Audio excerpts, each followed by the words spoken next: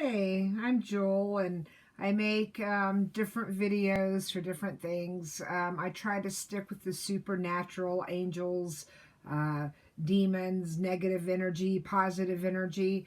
Um, but I've had a thought lately about when we know that we're ready to jump out and do our calling in life. I see a lot of people jump, they're riding the wave because it's an in thing to do within the healing world.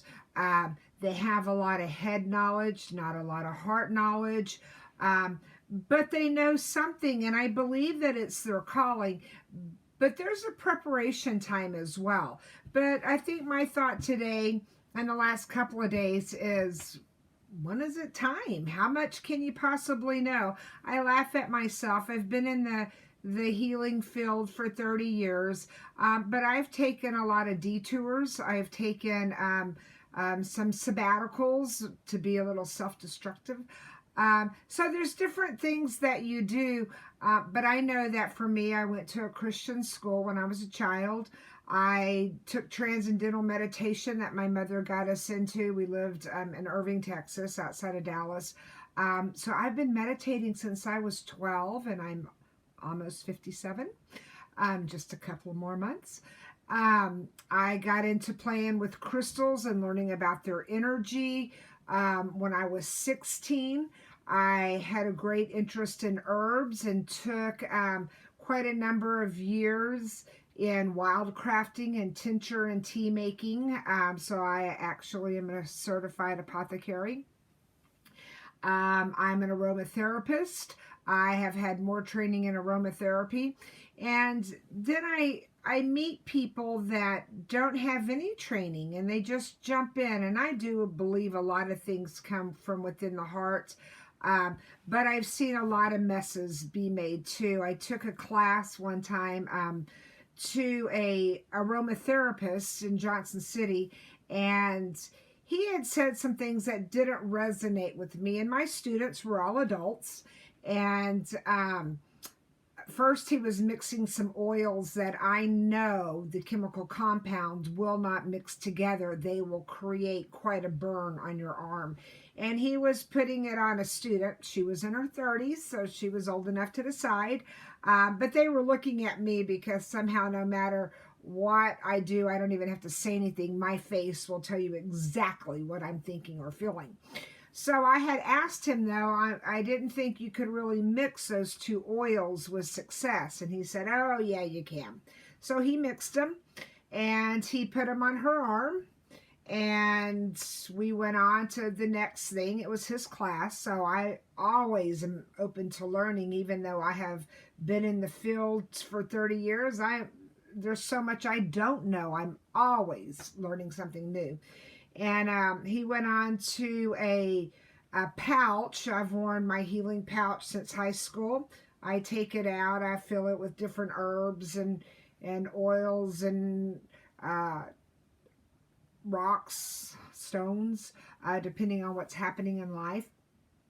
He had a pouch with an Om symbol on it that was sewn shut, and it wasn't really leather, it was pleather. And so I asked him what was in the pouch, and he said only 5 people in the world knew. So first of all, that's a red flag. And but it was a great healing pouch that he had blown his energy into it. And so a friend of mine, or a student of mine at the time, bought one for $80. And another student and we split one with the understanding that I was going to take a knife and cut it open because I wanted to know what was inside of it. So we got to class the next day or two, and I took a little scalpel and I cut open this healing pouch that was for $80. And inside was a little sand weight that you would use in a craft project. And I tell you what, it makes you wonder if he really knew what he was doing or was just a good sales gimmick for him. And, you know, Anyway, the next morning after his class, he taught a few things on kinesiology and, your muscle testing. And after the next morning, I had the student that he put the oils on call, and she had spent the evening in the emergency room with third-degree burns. So I was the instructor at our community college. I did have a private school as well for more healing modalities, but this was a state licensure class, and so we had certain things we had to do. And I had to call him on behalf of the college because I am the instructor, and ask him some questions. And I asked him, first of all, are you a licensed or certified aromatherapist? And he said no. And I, of course, said, you present yourself to be that. You say that that's what you are. And now I have a student with third-degree burns. And he, of course, our society, is she going to sue me? And I was like, I don't know. I said, I just needed to know, I had a few questions that I was told to ask. And he didn't have any kind of insurance, which I'm not real big on insurance. If we weren't such a sue-happy society, those of us that are truly healers could go do our job, and we're not 100% all the time, but most times we can hit the mark, but we're not ever 100%. But so he was afraid because he didn't have insurance, and he was afraid she might sue. She had no intention of suing. But I just find it sad that, and he's still out there teaching. Last time I heard, he was teaching children at elementary schools about aromatherapy, which is a great thing if you're teaching properly. If you are not teaching properly, then and you really haven't studied the chemical breakdown of oils, and you really don't know what can go on your skin neat and what needs to have a carrier oil, then learn it. Learn it, because you can create damage. It's kind of like people that take herbs off the counter. I'm sorry for my clothes back there, but it's all my beautiful winter scarves and purses that I stack up. But you can take herbs that you buy off the counter. Herbs are meant as a medicine. They're meant as a medicine and should be treated as such. But instead, people just take whatever they want. They have no research. If they knew that, or they maybe have read things off the internet, real processed herbs have lost a lot of their power to them because they have been heated up, and the process kills their healing modalities, the essence of the herb. Usually it's the oil of the herbs. They've killed them from the heating up process, but people still take them. And, there's so much debate, but everybody is on the wagon now. Everybody just, you get too much information off the internet. And again, I am just shocked at the people that truly have just read something in its only head knowledge form. It's not something they live or they have in their hearts. They've just have some head knowledge. They tell you how to do it. They tell you this, tell you that. But it's not their passion, it's not their love. But people, they have the right verbiage, so people will listen to them and follow suit until it all falls apart. You have to have knowledge, you do, but you have to practice what you talk about, and we all fall short. I quit seeing clients a number of years ago because I chose to smoke cigarettes. It was my midlife crisis. All the children had left home, and I chose to smoke. So I could not tell you how to be healthy and then smoke when you left. Didn't work. I quit teaching. I was not going to be a hypocrite to my clients, to myself, to my God. But I am back now, and I am stronger than before. And what this video started out being or in my thought system, a long process, I won't go into all that, is when you know you're ready. When can you successfully step out and know that you're ready? A lot of people just leap and they don't really care if they have knowledge on it or not. They have enough to get them by. They just have enough to get them by. And they have a great verbiage so people listen. There's people like me that stay in school so long. I am always in school. It's not that I know so much. It's that I am constantly trying to learn. I cannot get enough learning. I have been to 3 Bible colleges. I have taken Buddhism classes. I have studied Wicca. I want to know it all. I've studied stones. I've studied herbs. I've studied oils. I want to know so much. Part of having all the ministry training is some people need to have hands laid on them. Some people are good at calling it Reiki. Some people need it to be called healing touch, healing light, light touch. So I am a ordained minister. I can lay hands on. I am a Reiki master. I could do energy work on you. I have a certification in healing touch, so I can do it that way. I believe it's all still energy and healing, pretty much the same way, but verbiage matters to people. Verbiage matters to people. We are a society of highly offended people if you do not use the right verbiage. I probably will disappoint you greatly. Very seldom will I have the right verbiage. I have healing as my gift. I have healing in my hands. I am a Christ follower. I love Christ. I do not like religion. And there is a difference. All the people that say that they are religious are not necessarily godly. And there is a difference.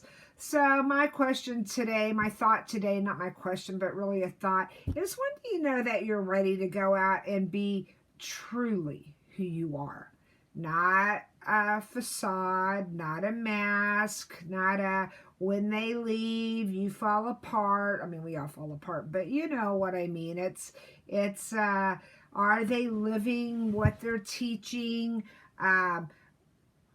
Are they doing it when they're alone, the same as they do it for someone else? Because I find very few true people that are living what they preach, you know?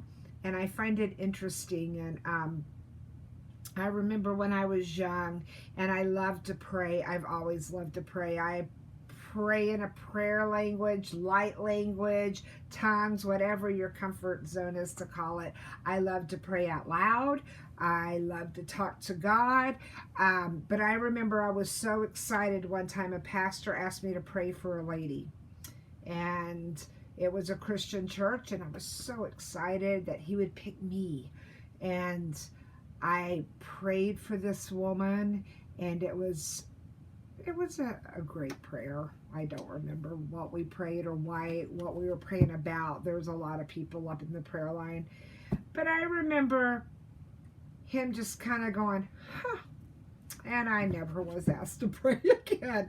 Whatever I did wasn't pleasing to him.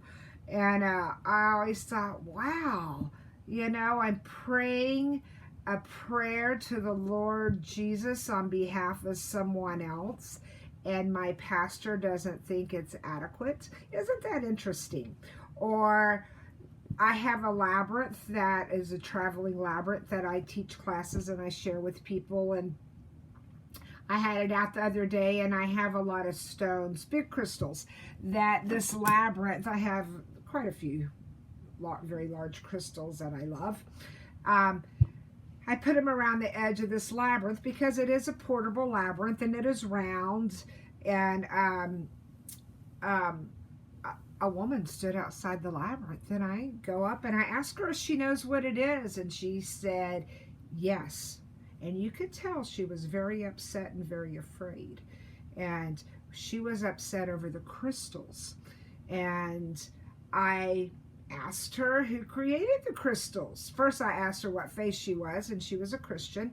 So I asked her who created the crystals, and she said God. And so I went on to say, if your God created, our God created everything in the universe, our belief system, Mother Earth, God created it. Now that's, our belief system. Then what would make them bad? We perish for a lack of knowledge. And she couldn't answer me. She was just so afraid. She's been programmed to believe that there's something bad, but she wouldn't think twice, I don't think, about wearing a quartz watch or using a radio that's run by computer, or by a crystal, or a computer that has a crystal in it, or a TV. She wouldn't think about that. But to talk about the energy force around a crystal, the energy around a crystal lines up with the energy in the center of the earth and creates that healing effect. It is a great healing tool. And then each stone has a color. Rose quartz. What does this color do for you? It's a heart color. Unconditional love. It's a peaceful color, don't you find? The rose quartz. Unconditional love. Can't go wrong with that. There's so many. I have blue stones. I have green stones. Yellow stones. Each color is meant as a therapy. And, I just get amazed at this day and age, the closed-mindedness of people. We seem to have two extremes in the world. Extreme that anything goes and we're going to get offended if you don't say it and do it our way. And another extreme that we're so tight and so afraid of life that we can't move. And it puzzles me that we keep going. People are dying from stressing out, trying to do it right, trying to get in with it. I read cards. You should see the people that panic when you read cards and you're a Christian. It is of the devil. It is whatever. I do not read tarot cards, and the reason I don't read tarot cards is because I don't put out any negative energy to someone else. We are fulfilled with negative energy in this world. It is all around us, and people want to tell us all the negative things all the time, and we don't need to hear it all the time. So my cards that I use the angel cards. I have some cards being made that'll be mine, but they're positive affirmations. They're just a tool to help you recognize something. When the child card or the children card come out, doesn't mean that you're having babies. It can mean that people are watching you. A child in that sense could be a student. When the abundance card comes up, it could mean, depending on the cards beside it, that you are coming into abundance with a lot of money, or it could mean that you're abundant in life. There's a lot of blessings that are coming upon you, and you have not only money, but you have other things that are coming. What a great, awesome thing is that? I surround my table here. You can't see it. You get to see that. I could hide that. I surround my table with crystals. I have really cool stories about gold coins. So I have